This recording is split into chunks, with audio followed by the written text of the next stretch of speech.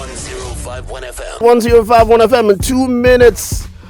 2 minutes to 10, 20 minutes to 10 p.m. What am I talking about? The song is called Kondo. It features Pato Rankin and it's by YCee. I'm sure a lot of young people listening to this show might not even know that this is a YCee song, or they might never have heard this song before. Again, YCee, good to have you on the show. Good to be here.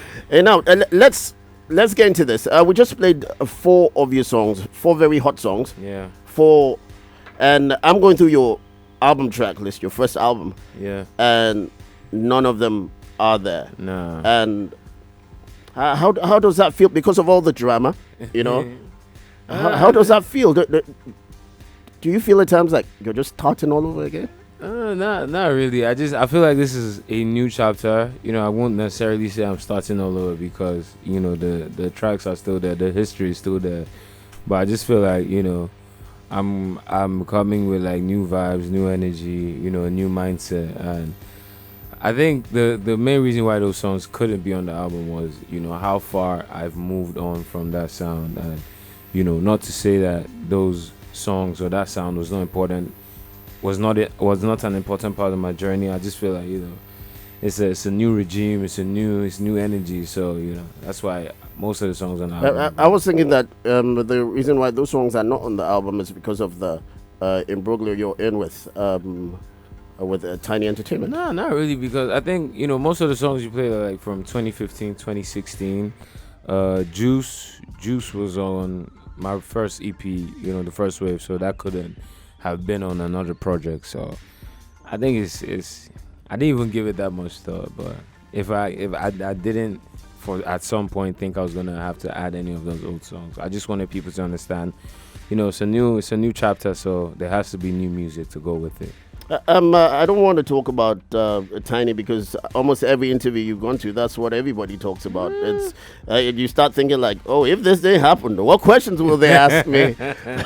But you know, we can't move forward without just touching one or two things. Yeah. And I think because I'm an insider to an extent, we might not see that often, but but you know. Yeah. So lots of people that know myself and you, how we started and all, I get a lot of information, and I've known about this drama for quite some time, but it's not something I will come on radio and say. It's, you know, and I think the major issue that a lot of people have is like, while all that nonsense was going on, why you never came out, you know, like early enough. In fact, after you had separated from them, you were still quiet. Yeah. I don't know how to be quiet about stuff, so it takes a high level of wisdom, patience, or some people might call it naivete at times, or just being weak. Yeah. Why did you take that long before you came out and said, this nonsense has been going on for some time? I think the most important thing for me, you know, getting out of that situation was I didn't want people to like trivialize my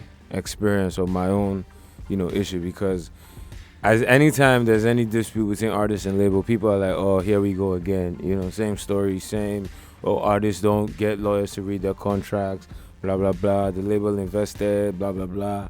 So I think my own situation was different because I wouldn't say I signed a terrible contract. I just think it was a situation where, you know, the other party was not upholding their own end of the bargain. And, you know, in this day and age of social media, anything like, there's a mantra I go by, I say like, a problem shared is still your problem, not just people just want to hear. You know, so if I was going to come out and as soon as I got off the contract and say this, people were going to look at me like I was playing the victim and any of that. And the only reason why I came out to speak was when, you know, they were celebrating 100 million streams, knowing fully well that... Which is, a lot of that is your money. Yeah, knowing fully well like nobody got any money. Like everything went straight to the label. And, you know, they were still trying to play this card of, yeah, we invested and this and that. But, you know, you mismanaged and mishandled the business. So I felt cheated. I felt like that was a slap in the face to not just myself, but everybody else that has worked on the music that generated those streams that didn't get what they should have. So I just came out to speak, and it was more of a situation of, look, this is how this guy operates. And, you know, I wasn't telling people don't work with him. I was just putting it out there. So, like, if anybody chooses to go down that road with this guy, you know it's at your own discretion. I think there are lots of artists out there that are looking for opportunities. I've had like one or two new two of his new artists on the show. So Yeah, I don't think they're going to listen to you anyway. I wish them all the best. Now you talked about how much people might say that he's invested this, he's invested that, and truly you and Tiny go way back. Yeah. You had been with him since the first time I had you on. That was 2013, right? Yeah. Or 2012? Yeah, 2012, 2013. You know, that was before Kondo. That was before. Long before. You know, he'd been with you since then. Then there was a time that I saw this throwback video of you. But I'm sure you didn't have a shirt on. You were like. I know yeah, you were terrible. It was a terrible song. It was a terrible song. Don't worry, we all evolve. I mean, this is YCee. This is you're here. Don't worry. No, I don't think about it. I felt bad for you though, but you know. And so, like, you guys go way back, and it means that because I'm a very loyal person. I'm very much into loyalty. The type of person that if you've been there for me at a time, you can always defecate. You know, you can defecate on me lots of times. I'll always remember that this person was there for me. Could this also be the case because obviously it took years for YCee to blow, right? And as you said, he was always there. Is that, you know, could it be that emotional thing that you know that kept you from really, really coming out? Like, he was there for me. He invested. I think, you know, it was like me walking away from, you know, the label, terminating my contract with little or nothing to my name. I just felt like I just wanted to be over with this whole ordeal. You know, I didn't. That's one of the reasons why I was even doing interviews and still making it seem like everything ended on good terms, was because I didn't want to have to deal with the drama of having to explain, oh, this is how I was being treated, this is what was going on, blah, blah, blah. So I think it was more or less, you know, for my own mental health, and at the same time, out of the little respect that I still had, you know, at the time. And you know, I felt like both parties would just be mature about the whole situation and just move on, because I'd already agreed that, you know, I'd taken a major L with the way, you know, the business was being run, and, you know, how lenient I was or how much trust I had put into that situation. So I learned from the situation and I just wanted to move on. But I guess the same respect I had for them wasn't really, you know, accorded to me as well. So I was just like, hey, gloves off. Let's go. And there's a lot of pettiness coming from that party. Is, you know, I've heard things, and, you know, things that if we talk about here, like, it might take us like hours and hours to get through. Mental health wise, how have you been coping? I'm a creative. I'm not a fan of paperwork. You know, I have issues with them here all the time. You know, I'm always the last person when it comes to paperwork and all. It's not, you know, it's not who I am. YCee just wants to make his music, and every now and then there's this court thing or court that. How frustrating does that get? I think, you know, because of the way the justice system in Nigeria is set up. Is there really any justice in the justice system? I think the way the court system, in Nigeria is set up, it's just, you know, at the end of the day, man, it's just the lawyers that are going to be the major winners, because regardless, win or lose, the lawyer's still going to get paid. You know, so for me, a lot of people are asking, you know, are you going to take them to court? You should take them to court. You should do this and do that. I'm just like, bro, let me just focus on my music. Like, the music right now is the most important thing, you know. There's been a lack of music out there from YCee. The fans are asking, where's YCee, where's YCee? So I was just more on the energy of I would rather channel my resources and everything I have into putting out and finishing this album, as opposed to, you know, just chasing down, like, dispute and all that. But, you know, when the time is right, I will get what should have been mine. But at this point in time, we're just focused on, you know, building and growing to the level that I should be. So yeah. So for now, it's just about the music. It's about the music. It's about the moolah. And if Tiny keep coming for you, I guess you're gonna have to give him what he's looking for. But everything seems okay. We're going to talk the album YCee is here now. We just had to get that out of the way. I didn't want to, as I said, every interview I still saw you on some podcast or something. Come on, let's talk about other things, okay? YCee in the building. Good to have him here. Good to be here. The song is called Dakun, the single off the album, and when we come back, we'll be talking about other things. 105. 105.1 FM. You're still on to the Hip Hop Ride, way back Wednesday edition of the show. My name's Kshow, my show, smartest mouth in the South. So good you gotta call the name twice. You already know what it is. Go on Twitter. We see your messages. Tweet at City105 tweet at City105 Ask YCee any question you want to ask him.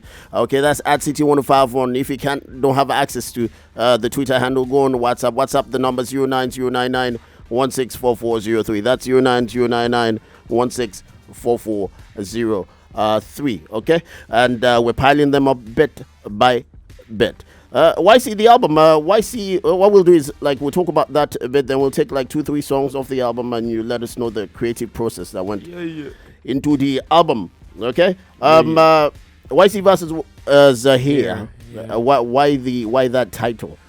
I think I went with YCee versus Zaheer because that, properly represented the theme I was going for the album, which, was just to show diversity and versatility. YCee and Zaheer being two identities when it comes to my music personality. YCee being the singing side, pop side.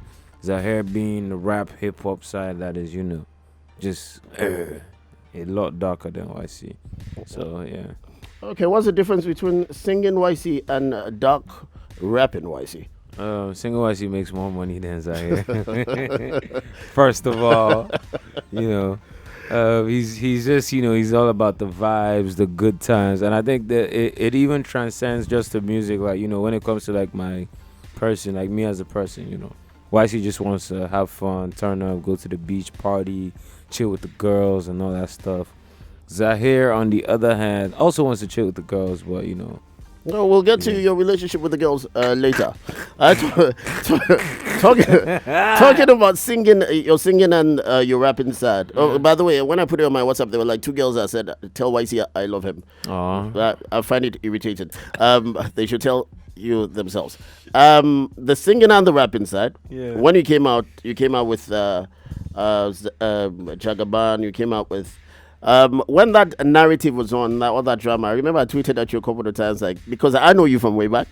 And in case people do not know, I would love to have a copy of that song. PIP, Pedophiles in Power. Yeah. It's one of the finest rap songs. I think that was the first time any of his songs was played on radio, and it was a very politically strong. Yeah. And you were actually the only one that played it, because everybody else was like, yeah, it's a nice song, strong message, but you can't really play it because everybody was scared. Yeah, Kshow is amazing. Anyway, I would love to have it later. I would love to have it later. Okay, something I would love to play on the show and remind that all that drama then about how people attack you, that you don't rap, etc. Did it really ever bother you? And I felt at the time that when you started the singing thing, which you have perfected to an extent, and I will, because I used to attack you on air a lot. You're here, but I'll tell you that because I wanted the YCee that could rap. Do you understand? Yeah. But it's your style. You have owned it now, so I can't say anything anymore. But then, did it ever bother you? Like, people think I can't rap. I mean, like, as somebody that used to rap, I know that my credibility as a rapper is very important to me. Yeah. Same here. I think the thing for me was I just used to laugh because the fact that I wasn't putting out rap music didn't mean I wasn't making rap music. So in situations like that, when people used to say certain things, I just go on my phone, probably listen to some of the songs I just made and just smile to myself and just laugh at everybody else. And, I really couldn't blame them because at the same time, it was only a handful of people that were aware of like my rap talent. Most people just caught onto my music from like, following commercial success and mainstream success. Jagaban, Omar, Alaji, Juice, Link Up. And it's hard for you to listen to these songs and believe that this guy is a dope MC or a dope rapper. So, I mean, I just used to laugh and just be like, don't worry, eventually, when the time is right, people will understand. And, it's a thing where people need to understand that music at this day and age, like rap music, requires a lot of finance to be able to compete with the other genres of music that people are currently celebrating and enjoying. So it's not a situation where people don't want to rap or people don't want to listen to rap. There's just not the same funds available for rappers as there are funds available for, the singers and the pop artist. If you had not been on a record label, would you say that unless you're adjusting to that style, it might not have been that drastic. You would have still experimented. Let's say it was your own funds. If the resources were a bit like more unlimited, you understand what I'm saying? Would your transformation have been that aggressive, that drastic? I think yes, because at a point in time, my major influences in hip hop were Lil Wayne, Drake, and Kanye West, and over the course of the careers of these artists, you could see that at some point they dabbled into singing. So it's a situation of me myself trying to evolve and trying to be more than just a rapper, as opposed to I'm singing now because that's where the money is. That's that's a profitable thing. I don't even call what you do singing. Whatever it is you call it. it's just something that is not rapping. Yeah, because I think even the singing was even gingered by the fact that I was signed to a label, and that when you have people investing in you have to explore all avenues to bring money back in. And for me, the first thing was, okay, we need a hit record, or we need a club record, or a dance record. So it's just one of those things that eventually happens. That so everybody out there, anybody out there, if you're a rapper, it's okay to try something else, because in as much as music is something that we are passionate about, so you have to remember at the end of the day, it's still a profession. As long as you do it well. Yeah. That's the most important part. Now we're going to get into some songs on the album, 2 or 3. Then we'll still talk about other things. We're going to play a game called the Memory Lane to round this up. Okay, it's a very small game. Though it's not anything. Okay. We just talk about a lot of your first that. Yeah, because it's Wednesday. We do the song Wahala Day. It's off the album. How did this song come about? I think Wahala Day, is a very memorable song for me, because the producer J Bids, he sent a couple of beats to me, and this beat just stood out because I like Afrobeat type beats that still have an element of R&B to them, because in this day and age, people just feel if you're making Afrobeats, it has to be a certain tempo. You have to be able to dance to it. But I gravitate more towards mid-tempo type beats, and every time I see this song, I just remember what the name of the beat was saved as. Producers save beats with very funny names. This particular beat was titled Sax on the Beach. But trust me, I don't think I heard any element of a sax being played. So I think maybe I was trying to write Sex on the Beach. And then it got which is terrible. Yeah, but the sun just gets in the way. The sand everywhere. I wouldn't know. I know you wouldn't know. You're too young to know these things. What I do. Let's talk about the song. It's like this anytime I'm working on love songs, I just like to I like to say nice stuff that when the girls listen to, they'll be like, oh my god, I love YCee, he's talking to me. So it has. There was a girl that we had something at the time, and there was a day she was talking about you, and she just irritated me, and I told her never to call me again. Yeah, I did it. Yeah, I did. Don't hate, congratulate. Yeah, I'm not hating. I'm just telling you how it is. If you liked them tall, why bother with me in the first place? Don't talk about YCee around me. DM him. Nah, we haven't talked about this song, sure you know. Yeah, I know. Okay, Wahala Day, is the idea behind the song is just me professing my love as usual, and talking about the lengths I would and wouldn't go for a girl. Saying things like, I feel to die for your matter, but if I die for you, who's gonna love you? It's one of those things, because these days, ladies actually want so much from a relationship from a guy, and in this context, it's not but ladies have always wanted so much. No, but it's crazier now.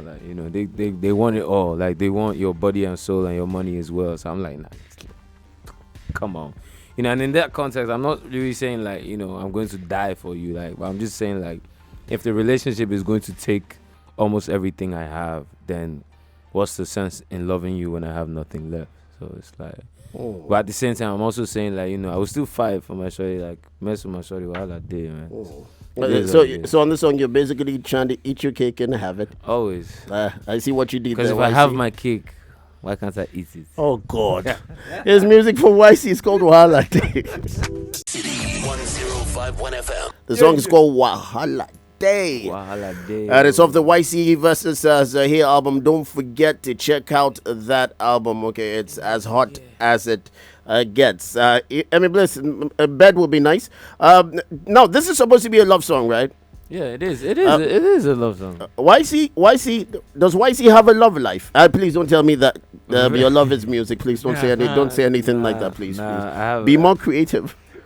You're going to say something like that, but you can be more creative in saying it. I have a very, very, at this point in time, I have a non-existent love life, and the way it's looking is like I'm just gonna take a break from relationships for like as long as that, till further notice. When was the last time you had a serious relationship? I think like a month, 2 months ago. How long did it last? YCee? It was over like a year plus. Are you serious? Yeah. I'm a very like, when I'm in a relationship, I'm committed. I don't know why I'm laughing, but I'm actually being like, I know why you're laughing, because you don't believe what you're saying. Now I can understand, because somebody like me, I'm a romantic, right? I'm a romantic. I'm the one woman, type of person. Yeah. You just I don't see that in you. Me? Yeah, I'm just saying. So what happened? When did you? How did you meet her? Like, what happened? I think. Did she catch you cheating? Which one do you want me to answer first? Everything now. I don't know. Okay, but let's. How difficult is it as an artist, as somebody out there, as a sex symbol? I'm sorry, I'm very straight, so I don't know what you but females seem to like you, right? Because of what you do. Yeah. How difficult is it to be faithful in a relationship? I think, to be honest here, it's not hard to just be faithful. It's just one of those things that, like, it just happens, and what happens? YCee, you're not answering me. We're not talking about your relationship now. I'm talking as somebody that's been doing this forever. Yeah, I think it's just greed, to be honest. It's just greed, because there's no reason for somebody to be in a relationship and still be, bothered about other women or get carried away by other women. And it's a situation when these things happen, like, girls always want an explanation, like, why did you sleep with her, or why did this happen? Like, there's no explanation. It's just greed. So you just got tired of explaining. That's why you broke up with her. So now you've answered the question. It's Oh, by the way, YCee is a Manchester United fan, so he's highly distracted. What's the scores now? It's 2-1. You're still ahead. Yeah, well, we are. We like Manchester. It's a pretty rash result. Rashford. It's good. So YCee, can you focus on this interview? I'm here. I'll switch off the TV. No. And so it's very difficult. So you decided, like, for now, I'm still greedy and I want it all. No, I don't. Like, to be honest, I'm not even trying to engage in any of that. I went through No Nut November, so I'm trying to continue with Don't Do December, and then it was gonna be JJ January.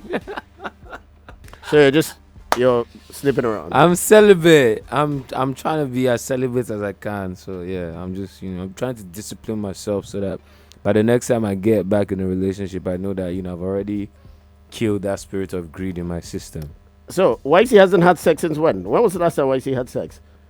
Swear to God, YCee. Okay, good. Good. So, let's leave that. You can't swear to God that. Okay, let's move on from YCee's Unfaithful Ways, which is why he's in. And now, talking about Chocolata is another song off the album. It features Niniola. Amazing person. I totally love her. She's a breath of fresh air. Not just her music, she's an amazing person. How did you think of Niniola as the person like featuring on this song? I think Chocolata is like the main idea behind Chocolata is just to appreciate dark-skinned African women. Like I love dark skin, but I love African women. Like, I've never been with any other kind of women before. Are you serious? Yeah, no. Like, I rep African women. No whites. Hell no. Hell no. Never. Never have, never will. Mine is never because I'm not interested. But never because black is beautiful. Like I mean, no worries. I mean, those worries. Yeah, so it's like I just thought about like a song appreciating African women. Like the best way to drive the point home would be to have like a female feature on it, and we thought about a bunch of females, and I was just like, because of the way the beat sounded, the beat was more like the house, sound, and Niniola is killing it. Like she's mastered that. She's the queen of Afro house. So it was a no-brainer, and I sent the record to her. We haven't worked on any records before, but she has amazing work ethic because she got on it, sent it back, and voila. The thing about Niniola is, how I used to attack you about not letting people know that you could really rap. How I would attack you is the same way I would attack her concerning how Niniola has some beautiful R&B songs and beautiful love songs, and the difference is she doesn't really care. She was like, Kshow.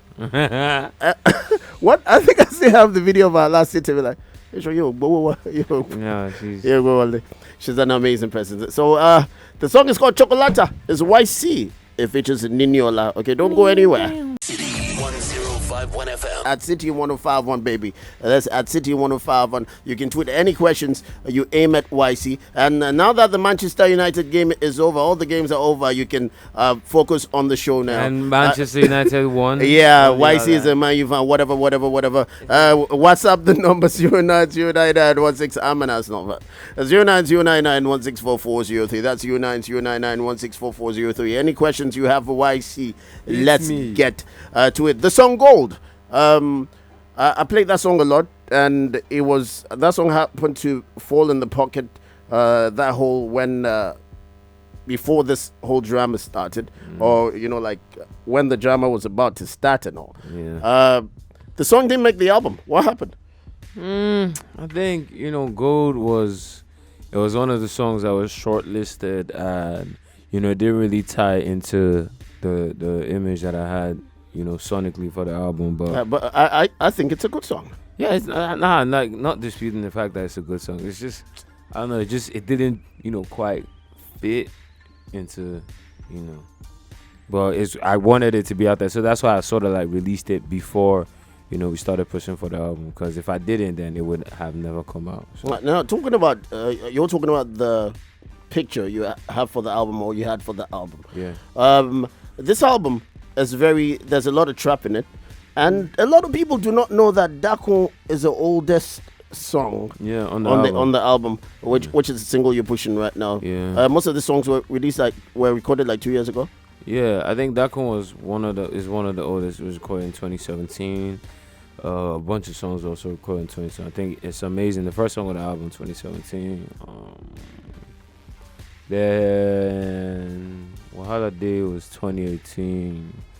Some songs 2018, then 2019. So it was spanning that period. I was up and down a lot, and I always make it a thing to always get in the studio wherever I am and just record. The amazing thing for me is for example, Dakun, it was recorded that long ago, and it doesn't stick out like a sore thumb. No, but if you told me at your album listening party, if you hadn't told me, I wouldn't have known that. I think that's one thing I like to pride myself on when it comes to my music. Whenever I'm recording, I really don't like to take into consideration the current trend when it comes to sound, because I always want my music to always be listened to regardless of whatever time. And if you make music according to trends, as soon as that trend is gone, nobody's going to come back to it. They're talking about trends. Somebody pointed, there's a lot of trap on the album. It's a trap. Like once you get into the album, you're entrapped. It's a trap thing. You see what I was trying to do there? The creativity. Yeah, you don't have to acknowledge it, but it's okay. I acknowledge myself. Would you say there's a lot of that on the album, because that was when trap was a thing?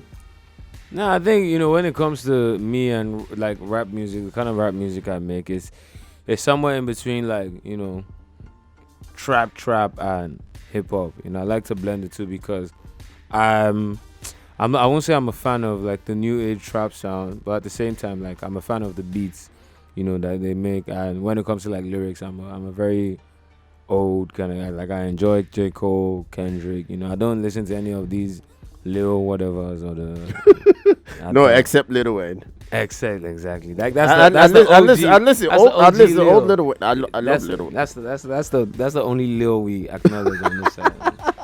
Yeah. That's savage. That's really savage. Not you, not you at all. Now, when you put there are 15 tracks on this album, right? There are 15 tracks on it. Yeah. Artists are getting lazy. I think it's laziness. They come into the studio and come up with different narratives. A lot of them are not too intelligent to put that on my table. And why 15 tracks? Because the general mentality is that there's an attention span deficit, and we can't put too many songs on albums anymore, so we just drop 6-7 songs and call it an EP. Why did you're an old soul, obviously. Yeah. Why 15 tracks on your album? You don't think there's a freaking attention deficit syndrome? I think, you know, at the end of the day, it all just comes down to how you choose to promote and what songs you select to promote. You know, like for me, choosing 15 tracks, it was even supposed to be 19. You know, it was supposed to be 19 songs. Then you'll be overdoing things. Yeah, exactly. Yeah, so it was just, you know, some people were saying that I should have made like the album like 10 tracks, but I felt like 10 tracks wouldn't be enough to, you know, properly drive home the message of diversity that I was trying to push. And, you know, with 15, it wasn't too little, it wasn't too much. And at the same time, you know, I feel like this music, you have to put it out at the end of the day, because if I have songs that I've recorded from like 2 years ago, 15 songs, and, you know, I cut like 5 songs from them. By the time we're done pushing the album into say like mid next year and it's time to release music, I'm not going to be releasing music from 2-3 years ago that didn't make the album. So you might as well just put it out there for the people to do whatever they want with it. The overall picture of the album, what was YCee trying to achieve? The whole concept of the universe for me is all about balance. It's light and dark. It's up and down. It's left to right. It's good and bad. What was your yin and yang objective on this album? Like, when people listen to the album, YCee as a brand, YCee as an artist, YCee leaving a legacy, what were you trying to impression with this album? I think the most important thing was just understanding, you know, because I'm coming from a place where people are saying, is this guy a rapper? Is this guy a singer? So I feel with this body of work, you know, rapping the way I did and singing the way I did is to just make people properly understand, like, yo, you guys are not going to put me in the box and say because I'm doing one thing I can't do the other. You know, I was just trying to show people like this very much can be done within the same space, within the same project. And, you know, you guys just need to understand, like, open your minds a little and just understand, because I think with the listeners these days, they don't want to push themselves that extra mile to challenge their taste buds when it comes to music. People just want something that's already like tailor-made, like, oh, what's trending right now? Oh, okay, you know, this song sounds like this song, so it's easy to listen to this one. But, you know, with me, like, I always pride myself on being different. Like, if the music doesn't work for you, all well and good, you know, listen to whoever you want to listen to. But you people have to know, if you're listening to YCee, you're getting the full package. It's not, you know, leave one and then listen to the other. You have to listen to everything to better understand both sides of the coin. Okay, that's what it is. YCee still in the studio, and that's the full package. But for a package to be full, they have to be individual components, and this is one of them. One of the songs that make YCee versus Zaheer the album. The song is called Baseline. Thought processes towards getting this done. Creative process. How did the song come up with? I think then. What's the song about? Baseline was a record that, you know, initially was made by the producer Ade, featuring myself and Bodge. So as I think 2017, Baseline is 2017. We were trying to get David on the record, and the initial song we had in mind, we pitched to him. He wasn't really feeling it, and somehow he got to listen to this song, and he was like, "Yo, this is the song I want to do." And, you know, we wrapped up the song the night we recorded, and there was a little mix-up with clearing the song because obviously the producer's written the song and he's gifted it to me because I'm his guy. So there has to be some form of compensation for his work. And, my previous employers were not really down to do what was... That's a tiny entertainment. Yeah, they didn't want to do what they should have done. And, the producer, Ade, didn't release the song to them. So after I was able to terminate my contract and I was putting together songs for the album, I was like, I have a Davido feature just seen there. And, I went to him and I was able to fulfill his terms of, releasing the song. And some way, somehow, Tiny leaked the older version of the song. Yeah. Which was, the song is titled Baseline, and the version he put out didn't have any baseline on it. And so I had to quickly double back to the studio. Yeah. We had to double back. Sorry. And I think last minute we added Budge to because initially we put out the track list and Budge wasn't there. A lot of people were even asking like, how come Budge isn't on your album? And when the whole leak happened, we were able to just double back and just get Ade to bring it back the Budge verse, and it all came together. Okay, so the song is called 1051 FM.